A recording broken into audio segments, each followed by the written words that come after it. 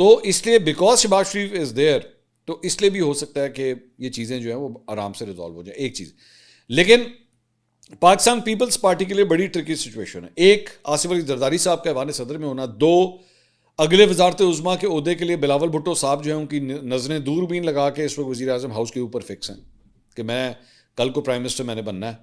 اور تیسرا ان کو لگتا ہے کہ جناب ہمارا جو مینڈیٹ ہے, جو ہمارے پاس سندھ کے اندر مینڈیٹ ہے, اس کے اندر وہ مسائل اتنے نہیں ہیں جتنے نون لیگ کے پنجاب کے اندر ہیں. تو اس لیے ہمیں اتنا بھی جھکنے کی ضرورت نہیں ہے. سو مجھے لگتا ہے کہ اگر اس کی ریزسٹنس آئے گی, زیادہ ریزسٹنس آئے گی, تو جس طرح میں نے پہلے بھی کہا وہ شاید پاکستان پیپلز پارٹی کی طرف سے جو ہے وہ زیادہ آئے گی. لیکن ابھی دوبارہ میں وہی بات کر رہا ہوں کہ چیزوں کو ریزالو کرنے کی کوشش کی جا رہی ہے. دوسرا اس میں انصار عباسی صاحب ایک سینئر جرنلسٹ ہیں, انہوں نے اس کے اوپر ایک پورا کالم لکھا ہے, میں وہ بھی شیئر کرنا چاہوں گا.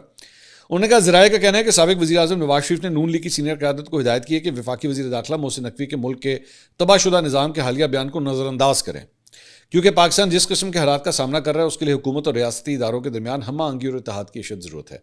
ذرائع کے مطابق نواز شریف نے پارٹی رہنماؤں پر واضح کیا کہ پاکستان کو درپیش معاشی, سیاسی اور سیکورٹی چیلنجز کے پیش نظر ایسی کسی بھی صورتحال سے بچنا چاہیے جس سے وزیر اعظم شہباز شریف کی حکومت اور chief of army staff field marshal Asim Munir کے درمیان اختلافات کا تاثر پیدا ہو.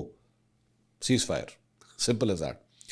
انہوں نے کہا کہ اس وقت حکومت اور عسکری قیادت کے درمیان غیر معمولی سطح کی ہم آہنگی اور باہمی اعتماد قومی مفاد میں اور اسے غیر ضروری عوامی تنازعات کے ذریعے نقصان نہیں پہنچنا چاہیے. ذرائع کا کہنا ہے کہ نواز شریف نے خاص طور پر پارٹی رہنماؤں کو تحمل اور بردباری کا مظاہرہ کرنے کی ہدایت کی. ذرائع کے مطابق محسن نقوی کی تقریر نے نون لیگ کی سینئر قیادت میں خاصی بے چینی پیدا کی ہے.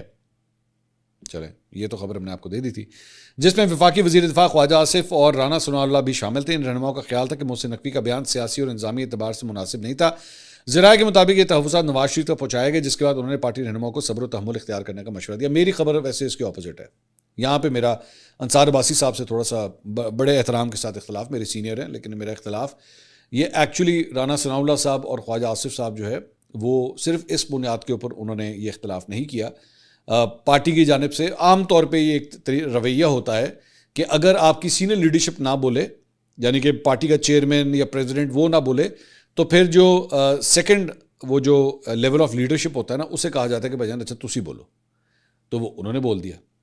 لیکن عام طور پہ مجھے نہیں پتا یہاں پہ ہوا, لیکن عام طور پہ یہ چیزیں کہہ دی جاتی ہیں کہ ذرا جواب دینا ذرا, تو پھر وہاں سے یوں کر کے جواب آتا ہے.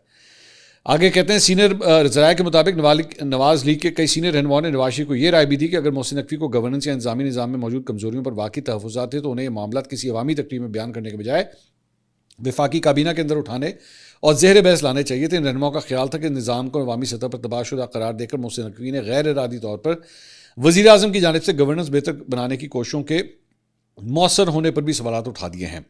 تاہم ذرائع نے واضح کیا کہ اندرونی سطح پر تحفظات کے باوجود اسلام آباد اور راولپنڈی کے درمیان کسی قسم کی محاذ رائی کا سوال ہی پیدا نہیں ہوتا. ذرائع کا کہنا ہے کہ سول اور عسکری قیادت ملک کی بنیادی ترجیحات جن میں معاشی بحالی, قومی سلامتی, سرمایہ کاری کے فروغ اور گورننس میں اصلاحات شامل ہیں پر مکمل طور پر اتفاق رائے پایا جاتا ہے. انہوں نے دونوں فریقین کے درمیان اختلافات سے متعلق تمام قیاس آرائیوں کو مسترد کر دیا. کوشش ہو رہی ہے کہ نہ ہو, میں یہ کہوں گا.